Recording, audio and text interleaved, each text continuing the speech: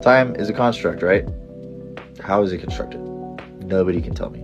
So let's use the balls of our eyes and look at phi. Phi is the QR code your brain uses to process proportion. Since we see it on the biggest scales to the smallest scales, this must have something to do with it. But if you're not convinced, whales use this shape to trap fish, and then they eat them.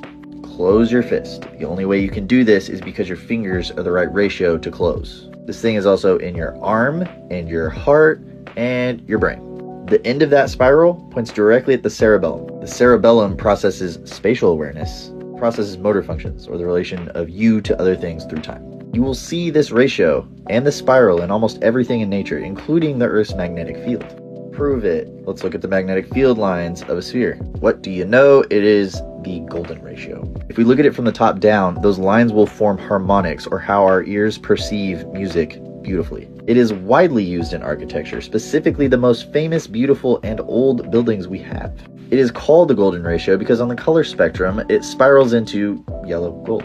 Its proportion and balance are used in some of the greatest works of art that we have, including this guy. On the left, the Fibonacci rectangle splits Vitruvius at the navel, defines his head and his torso. The image on the right is the same ratio using spheres. This is how music works. Keys on the piano are calculated this way, as well as the parts on Vitruvius's body. Let's go even older into ancient tradition.